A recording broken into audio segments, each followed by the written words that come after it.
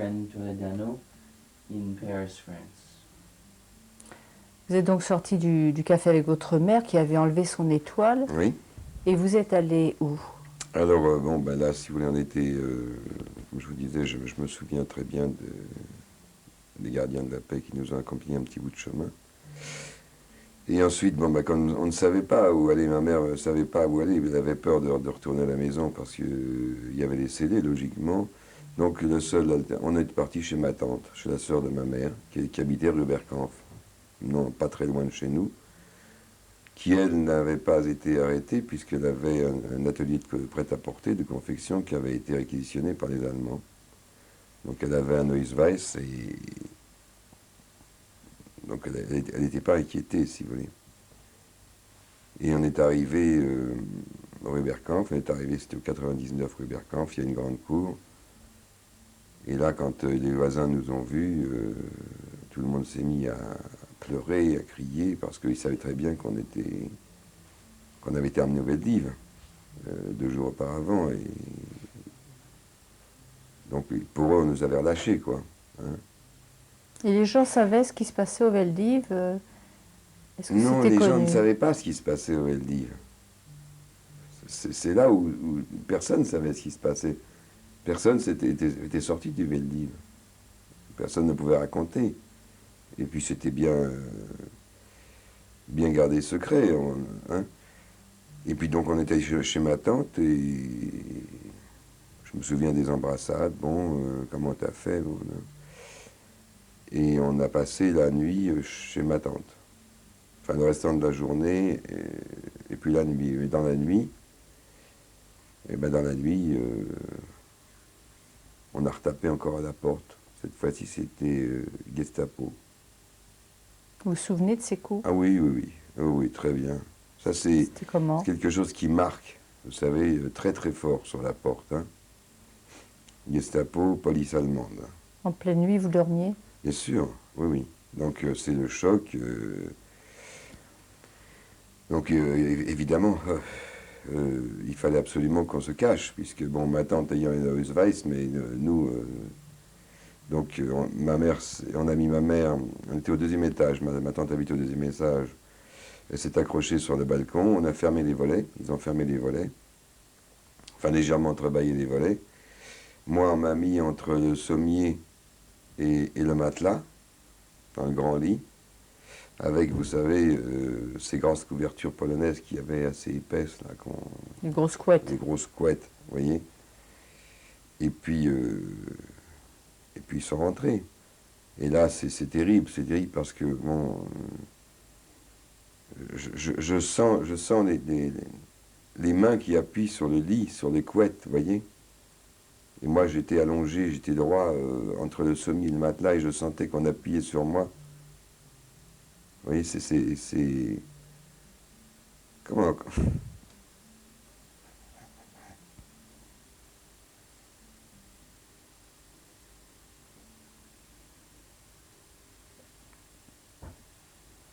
Et à ce moment, vous C'est étiez obligé de tout à rester marqué, fait... vous savez, vous ne pouvez Oui. pas...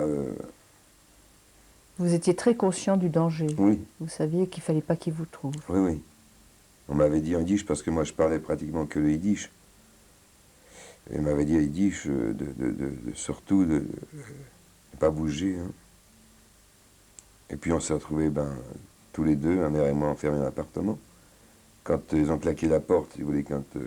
Parce qu'ils ont emmené votre ils ont tante emmené et ma toute la tante, famille? oui, toute la famille, ils l'ont emmené. Et nous, on s'est retrouvés tous les deux. Ma mère est ressortie puisqu'il n'avait pas fermé. Et combien de temps elle est restée accrochée comme ça? Je sais pas, comme ma mère me dit, peut-être 20 minutes, une demi-heure. Bon, mais elle était accrochée sur la rambarde du balcon et il avait les pieds qui étaient posés sur le... Enfin, elle-même ne saurait pas, si vous voulez, même s'il était encore en vie, elle ne saurait même pas encore expliquer comment. On s'est retrouvés tous les deux dans l'appartement et les scellés étaient sur la porte, on ne pouvait pas sortir. Et vers 3-4 heures après, oui, ma mère m'a dit vers 8-9 heures, ma tante a été relâchée avec la famille, ils sont revenus, puisque je vous ai dit, ils avaient cette Ausweis qui leur donnait L'atelier avait été réquisitionné, tout avait été réquisitionné, donc Sa famille, c'est-à-dire combien de personnes étaient parties avec elle? il y avait ma cousine, mon cousin, 3. Mon oncle avait déjà été déporté. Et les enfants étaient petits? Oui, oui, un peu plus âgés que moi. Donc ils sont revenus le matin. Ils sont revenus, donc le matin, il y avait ma grand-mère aussi. Oui, il y avait ma grand-mère qui vivait chez ma tante. Ma grand-mère qu'on avait... Et comment se fait-il que la Gestapo est arrivée si vite, dès la première nuit? Ben oui, ben je pense, enfin on pense qu'on a été dénoncé Par un voisin? par un voisin qui nous a vus. Vous savez, c'était le bon temps de la délation. Donc Et vous n'avez jamais pu savoir non, qui c'était? non, non, on n'a jamais pu savoir qui c'était. Et de là, on n'avait pas de solution, donc il y avait un grenier, vous savez, au dernier étage, au-dessus du 6e étage, des greniers, ce qu'on appelle des chambres de bonne maintenant. Hein. Donc au-dessus des chambres de bonne, on s'est caché quelque temps, alors on descendait, on se cachait au grenier, ou alors quand on savait qu'il y avait des rats, on descendait à la cave. Et à la cave, on retrouvait d'autres gens qui étaient cachés. Et on a vécu comme ça. Combien de temps? Peut-être plus d'un an. Plus d'un an. Tout le temps entre le grenier et la cave? Oui, oui, oui. Et c'est votre tante qui vous apportait à manger? Oui, oui, oui, oui. Et vous sortiez jamais? Pratiquement pas. Vous vous souvenez de ces journées dans le grenier? Oui, Comment oui, ça se passait? oui. Qu'est-ce que vous faisiez? Rien. Vous savez, un gosse s'amuse avec n'importe quoi. Vous étiez Hein? seul avec votre mère dans Voilà. ce grenier et elle sortait pas de la journée non plus? Non, ma mère travaillait la nuit. Elle travaillait la nuit. Elle faisait des petits vêtements de fourrure pour la résistance. Donc elle travaillait dans cette chambre de bonne. Non, elle partait dans la soirée, elle travaillait la nuit, elle rentrait le lendemain matin. Et vous restiez seul là-haut? Oui, la nuit. Oui. Mais il y avait cette peur, vous savez, il y avait, je sais pas, je peux pas expliquer. On n'était pas toujours ciblés. Bon, on nous prévenait quand il y avait une rafle, quand il y avait des Allemands qui venaient perquisitionner. Hop, bon, quelquefois on était chez ma tante dans la journée, vous voyez. Le soir aussi, quelquefois, puisque tout c'était dans cet immeuble. Et je me souviens même, je ne savais pas ce que c'était, ça m'énervait. D'ailleurs, ça m'énervait quand tout le monde se mettait autour du poste, vous savez. Dans la pénombre, les lampes étaient peintes en bleu. Hein, donc il faisait presque nuit, et puis on entendait boum, boum, boum, boum. Et tout le monde était autour du poste et il écoutait Radio Londres. Et moi, ça m'énervait parce que, vous savez, ça durait longtemps. Vous voyez, c'est des petits détails. Il ne fallait pas déranger les grands. Voilà, voilà. Et tout ça, c'est cette période, vous voyez, où on était chez ma tante. Et puis quand on entendait que les Allemands arrivaient, on descendait la cave. Ouais, on allait là-haut. Qu'est-ce que vous ressentiez pendant toute cette période? Est-ce que c'était constamment de la peur ou vous aviez quand même des moments de... Non, comme un enfant, vous vous amusiez? Non, je ne m'amusais pas. C'est pas que je me... Non. Non, c'était de la peur. Constamment? Ah oui, c'était de la peur constamment. Et puis bon, après 43, bon, ma mère m'a envoyé dans une... Donc ça a duré jusqu'à la fin 43? Oui, oui. Oui. Donc, pratiquement plus d'une année, vous êtes resté comme ça caché. Oui, oui, oui. Oui. Et à la fin 43, qu'est-ce qui s'est passé? Et là, ma mère m'a mis dans une colonie d'enfants de résistants, d'enfants juifs. Vous savez, dans les fins fonds de l'Auvergne, dans un petit hameau. Hein. Là, je suis resté... ma mère m'a manqué. Et pourquoi elle a décidé ça à ce moment? Ça devenait plus dangereux? Oui, oui. Il fallait qu'elle se sépare de vous? Oui, parce que ma mère avait été arrêtée encore une fois. Elle est revenue. Elle a été arrêtée, tout ça parce qu'elle avait une amie qui lui parlait en yiddish dans le métro. Et puis bon, elle a réussi à s'en sortir parce que son patron, parce que les policiers qui l'ont arrêtée, si vous voulez, ont été voir son patron. Et apparemment, d'après ce que la mère me disait, tout ça c'était un réseau de résistants. Et ce qui fait que ma mère a pu repartir. Mais on l'a prévenu en disant que là ça allait être plus dur et qu'il fallait quitter Paris. Et elle a quitté Paris elle aussi? Non. Elle est restée, elle a Non. continué à travailler. Ah oui. Elle faisait quel genre de travail? C'est dans les vêtements? Oui, c'est-à-dire, elle travaillait donc dans la rue du Faubourg Poissonnière, elle faisait dans la fourrure. Hein. Et elle avait, si vous voulez, derrière elle une trappe, vous savez. Et quand il y avait des rafles ou que la police allemande venait, elle se sauvait par cette petite trappe qui était derrière. Il y avait plusieurs juifs avec elle Oui, ou c'était là? oui. C'était plusieurs. Oui, il y était plusieurs. Vous vous souvenez de ce moment de séparation quand elle vous a envoyé en province? Ouais, c'était très dur. Très dur parce que je n'avais pas quitté ma mère depuis. Vous aviez 5 ans? Ouais. Et elle vous a envoyé à quel endroit? Bah, écoutez, même elle n'était pas capable de me dire où c'était dans les fins fonds d'Auvergne. Elle est venue me voir une fois. Mais vous êtes parti comment là-bas? Elle vous a accompagné? Elle m'a accompagné, oui. Sans étoile, bien sûr. Et avec le des voyage petits s'est passé papiers, normalement? Oui, tout à fait normalement. Je ne sais pas par quelle filière, je suis incapable de vous dire. Et qui vous a recueilli là-bas? C'était des paysans? Non, c'était un château, un home d'enfants. D'enfants juifs? Oui, mais il y avait beaucoup de juifs, mais c'était catholique. Puisque j'ai été baptisé catholique. Et ma mère est venue me voir une fois.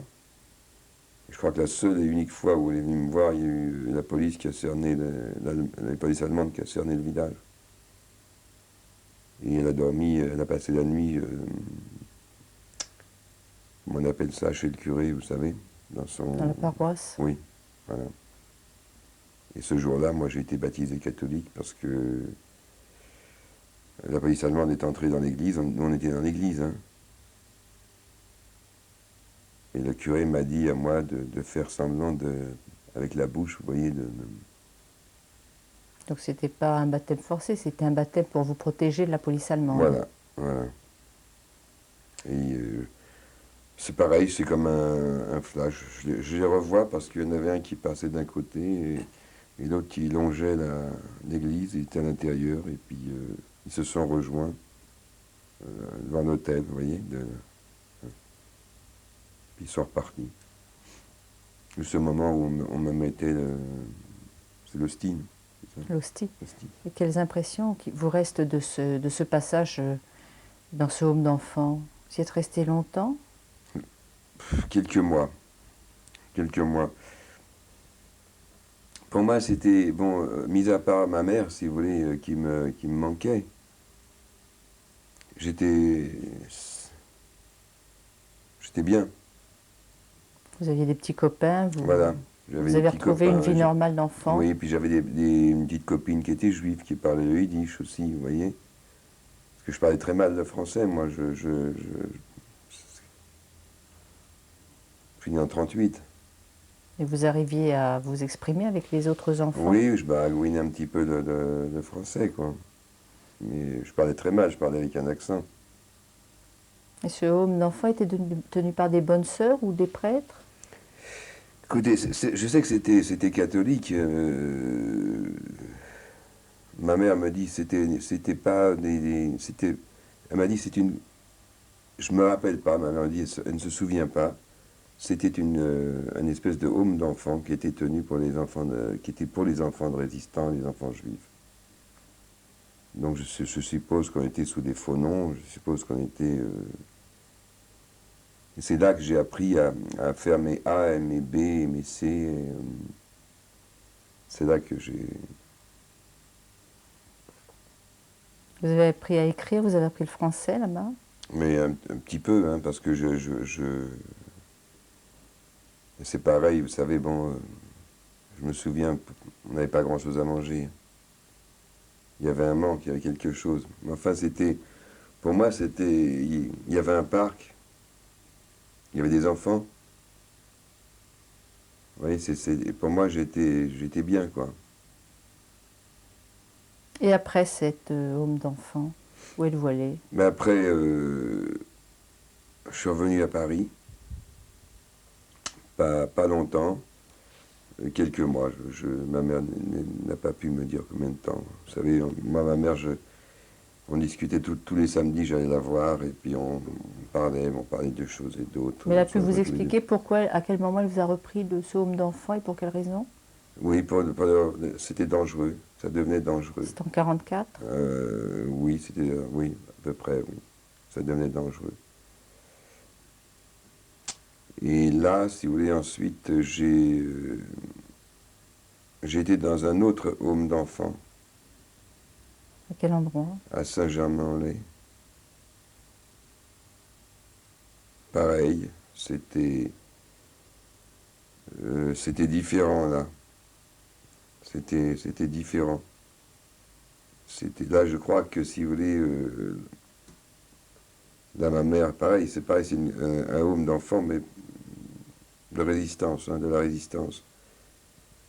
Là, c'était déjà autre chose. J'étais déjà un peu plus... Ma mémoire et là, je me souviens que le soir, il y avait des jeunes autour des feux de camp, qui étaient avec des mitraillettes. Vous avez déjà 6 ans? Oui. Ça, je me souviens de jeunes qui étaient en short et le soir, donc, il y avait le feu de camp, et puis qui chantaient autour du feu, et qui étaient tous armés. Donc là, c'était vraiment des résistants, quoi. J'étais avec des gens qui participaient directement à la résistance. Et là, je suis resté 2 ou 3 mois.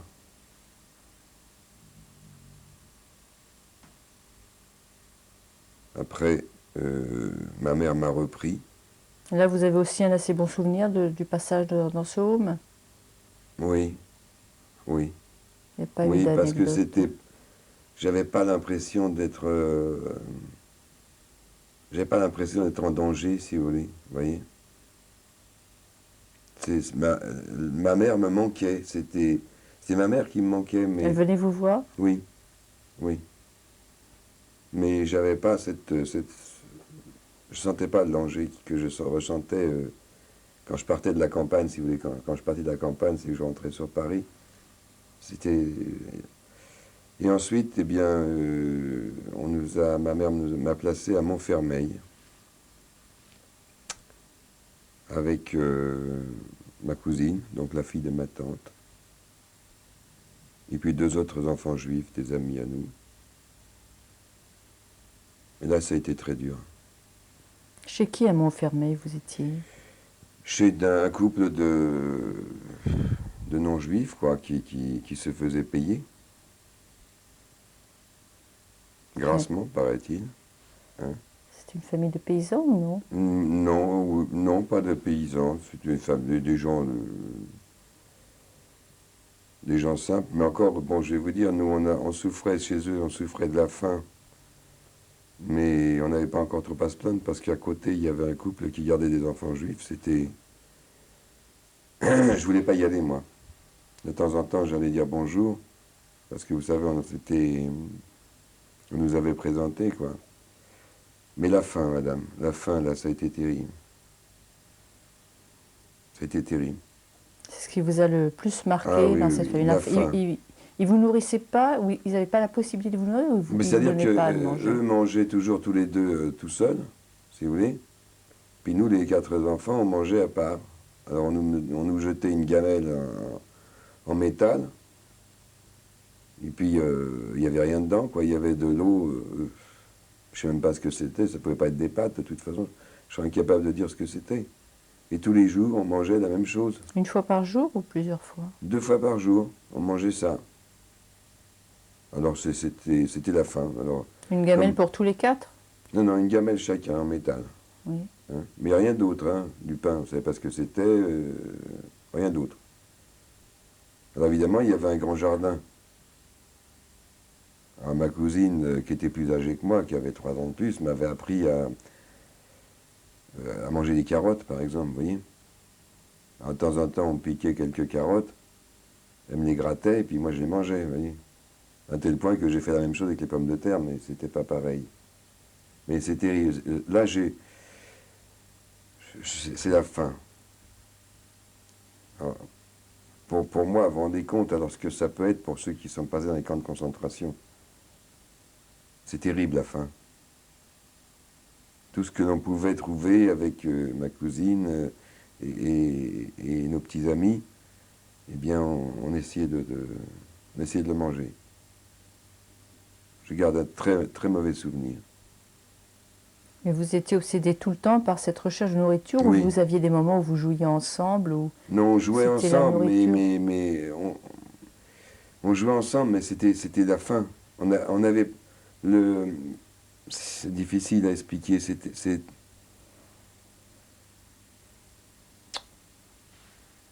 Le but, c'était de manger. Vous voyez?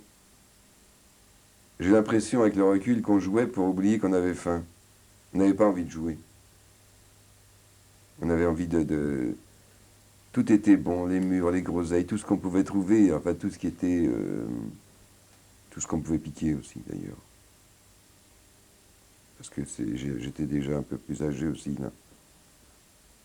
Et vous aviez des rapports avec les autres voisins? Oui, avec les voisins d'à côté, c'était un couple qui gardait aussi des enfants juifs. Hein. Ils étaient pires encore, c'était vraiment les Thénardier. Parce qu'eux, ils étaient battus, les enfants, dans un état. Et j'ai appris, après la guerre, j'ai appris bon, qu'en fait, ma mère et ma tante envoyaient des colis. Ils nous envoyaient des colis à Montfermeil, mais ces colis, c'était du sucre qui a été acheté au marché noir, ou du chocolat qui avait été... Mais on n'a jamais su ce que c'était. On n'a jamais vu.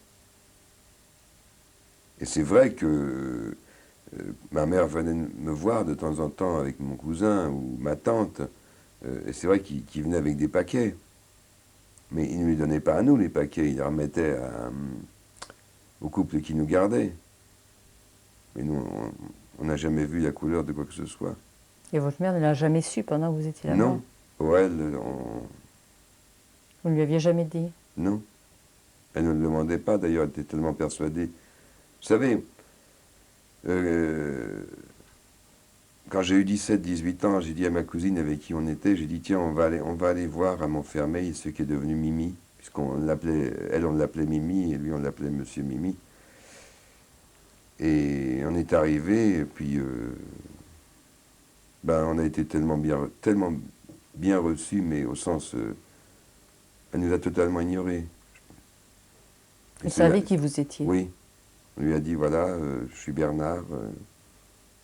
Et puis, vous vous souvenez, Mimi, ça c'est Dora, c'était ma cousine. Elle dit, oui, oui, elle ne nous a même pas fait rentrer d'ailleurs. Et ces gens-là ou les voisins n'ont jamais été inquiétés après la guerre? Non. Non, non. Non, ce qu'il y a, c'est que, bon, on nous avait dit on n'était pas considérés comme enfants juifs. Hein. C'est vrai qu'à Montfermeil, c'était avenue... Je ne me souviens pas du nom de... C'était que des avenues.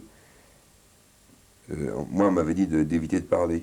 Vous voyez, mais on était monsieur et madame Mimi gardaient des enfants, quoi, comme ça. Hein, puis les voisins d'à côté aussi. Parce qu'en face, il y avait des collaborateurs.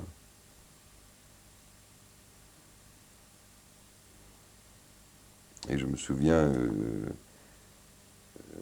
moi j'avais c'était le samedi, je crois.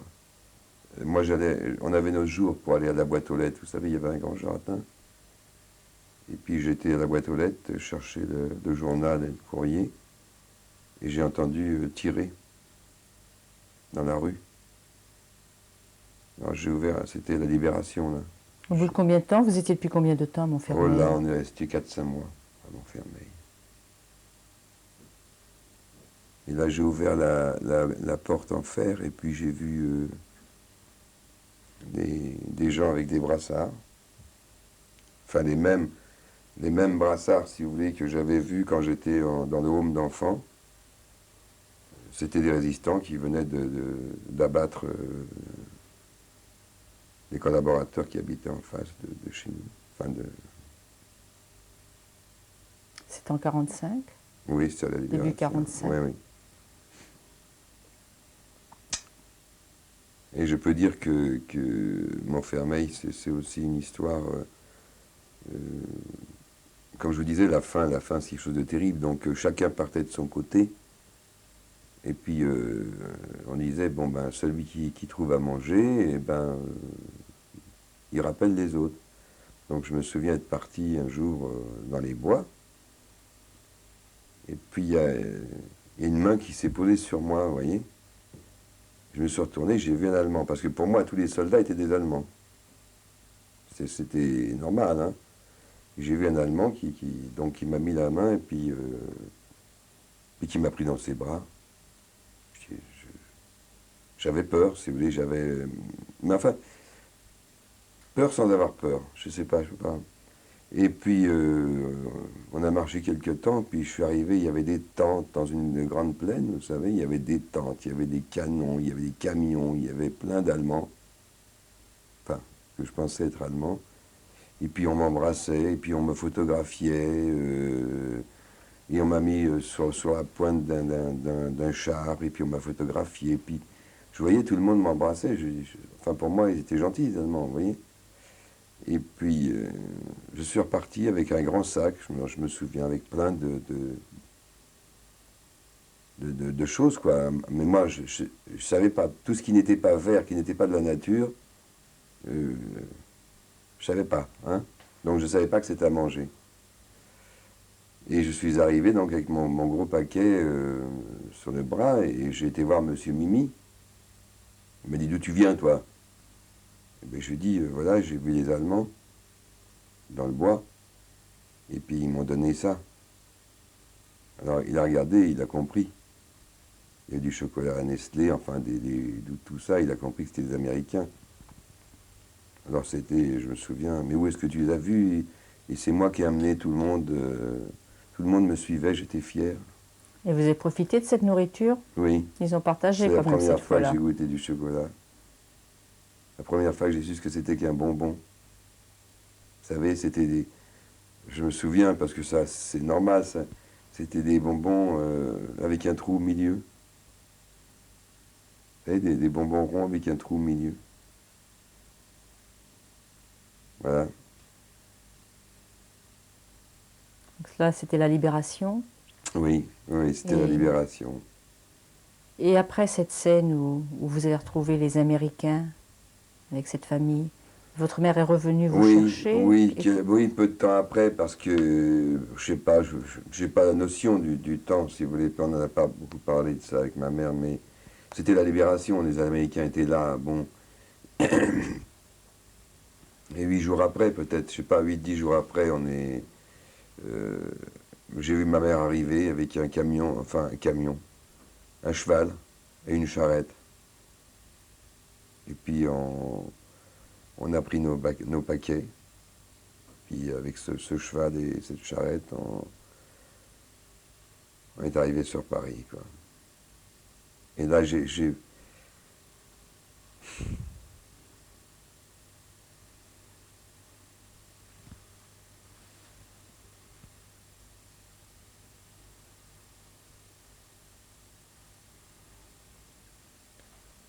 ça faisait bizarre, Paris.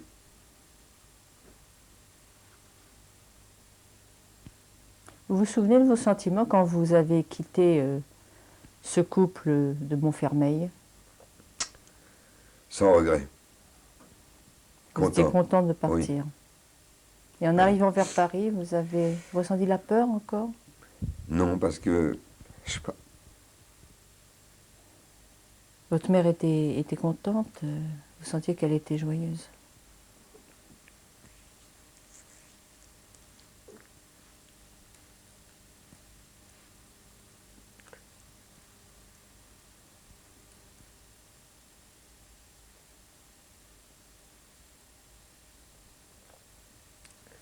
C'était plus comme avant.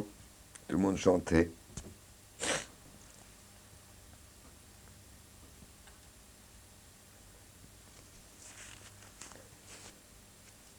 Tout le monde chantait. On est arrivé chez ma tante. Il y a des Américains qui étaient là. Ma tante avait fait à manger. C'était...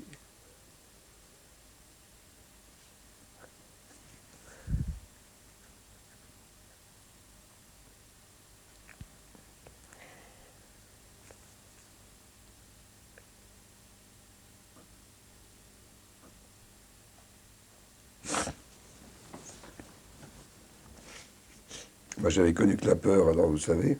Vous aviez déjà 7 ans à l'époque? Oui. J'avais connu que la peur, alors. Pour voir tous ces gens qui dansaient, qui chantaient dans les rues, c'était. Puis j'avais à manger. Tous J'avais ces plus gens qui faim. dansaient, qu'est-ce que ça a éveillé en vous? Vous êtes senti joyeux ou Oui, parce que vous avez ressenti de la joie? Vous oui, saviez bien quand même sûr, ce parce que je c'était? voyais plus. Je sais pas. Cette joie s'est reportée sur moi. J'avais plus de. J'avais eu peur tout le temps. J'avais peur. Et là, votre peur a Ah disparu oui, d'un coup? oui, parce que je voyais les gens qui étaient heureux dans la rue, qui dansaient. Vous voyez, on n'avait plus faim. Et Les gens s'embrassaient mais à dans ce les moment, rues. votre peur a été évacuée ou après elle revenait? Ah non, j'ai toujours eu, pendant longtemps, ça m'a... Non. J'ai toujours eu... ça revenait. Ça revient encore, d'ailleurs.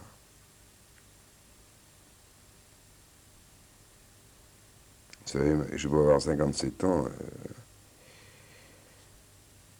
Il y a des nuits, quand je vois un film... Quand je vois un film à la télé ou quand je lis un bouquin, ça se reporte la nuit. Il y a des nuits, je ne dors pas, je tourne, je me retourne. Et je n'arrive pas à... Je peux pas dire, si vous voulez, bon, ces années-là, j'ai pas compris. Je comprenais pas ce qui se passait. J'étais pas conscient. Mais tout m'est resté marqué, mais le plus dur, ça a été la peur et la faim. C'est terrible.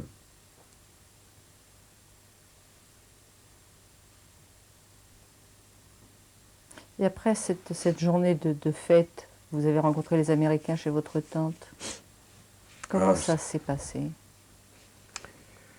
Ben après, vous savez, la vie, elle a repris son rythme que moi je ne connaissais pas, quoi, donc qui était un rythme normal. Vous avez retrouvé votre appartement?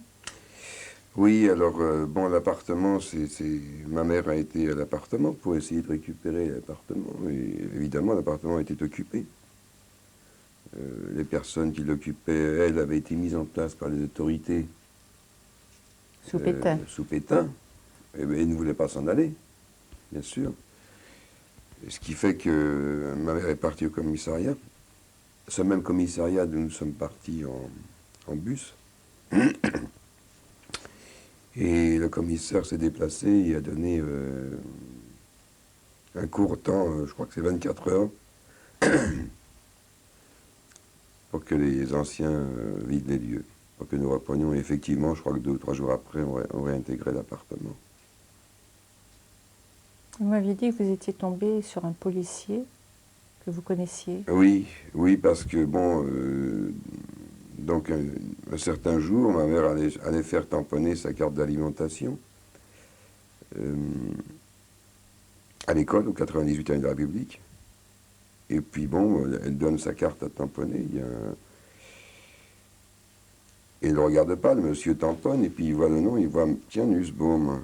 Et il lève la tête et il dit, ah, mais Madame Nussbaum, vous êtes vivante, vous êtes revenue. Et ce monsieur, c'est celui qui est venu nous arrêter. Qu'est-ce qu'a dit votre mère? Ben, ma mère lui a craché à la figure. Puis ça s'est arrêté là.